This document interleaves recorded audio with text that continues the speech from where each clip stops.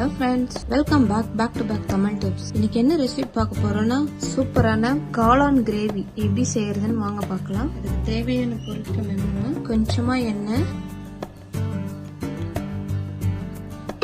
சூடாகட்டும், ஒரு துண்டு பட்டை, ஒரு ஏலக்காய், 2 கிராம்பு, இது கூட 1/2 ஸ்பூன் அளவு சீரகம்.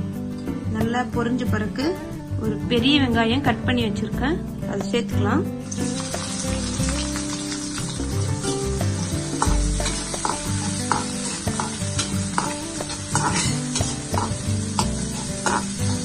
வெங்காயம் நல்லா வதங்கணும். வெங்காயம் நல்லா வதங்கிடுச்சு. இப்போ 1 டீஸ்பூன் அளவு இஞ்சி பூண்டு பேஸ்ட் நல்லா கலந்து எடுத்துக்கோங்க.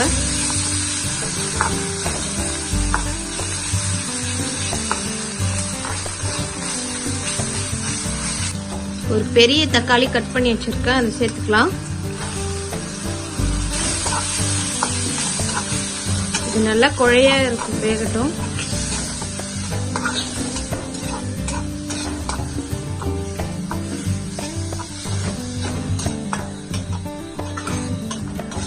தக்காளிலாம் நல்லா வெந்துடுச்சு. இப்போ நம்ம மசாலா சேர்த்துக்கலாம். அடுப்பு தீயை குறைச்சி வச்சுட்டு 1/4 டீஸ்பூன் அளவு மஞ்சள் தூள், 1/2 டீஸ்பூன் அளவு சில்லி பவுடர்,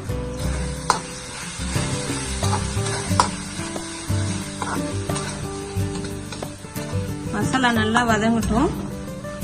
மசாலாலாம் வெந்து எண்ணெய் வந்துடுச்சு. இப்போ நம்ம கட் பண்ணி வச்சிருக்க காளானை சேர்த்துக்கலாம்.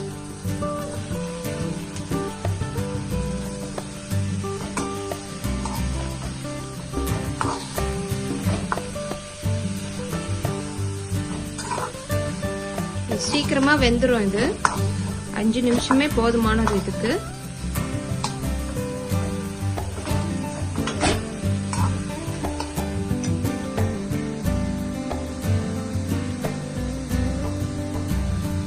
வேகறதுக்கு நம்ம கொஞ்சமா தண்ணி சேர்த்துக்கலாம். கொஞ்சமா தண்ணி சேர்த்தாலே போதும்.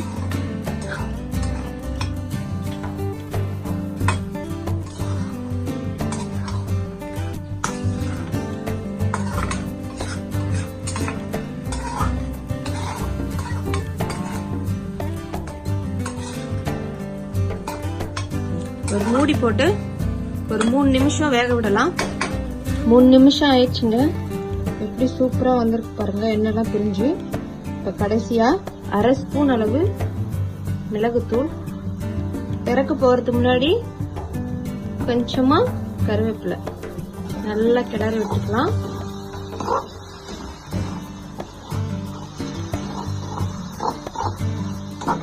இது சப்பாத்தி, தோசை, இட்லி எல்லாம் சூப்பரான ஒரு சைட் டிஷ்ங்க. சாதத்துக்கு கூட நல்லா இருக்குங்க. இது சாம்பார் சாதம், தயிர் சாதத்துக்கு கூட ஒரு சூப்பரான காம்பினேஷன்ங்க. ஸோ கண்டிப்பா நீங்க ட்ரை பண்ணி பாருங்க இதே அளவுகளோட. இந்த வீடியோ உங்களுக்கு பிடிச்சிருந்தா லைக் பண்ணுங்க, ஷேர் பண்ணுங்க, கமெண்ட் பண்ணுங்க. Back to back Tamil tips சேனலுக்கு சப்ஸ்கிரைப் பண்ணுங்க. பக்கத்துல இருக்கிற பெல் ஐக்கானையும் கிளிக் பண்ணுங்க. தேங்க்ஸ் ஃபார் வாட்சிங் த வீடியோ.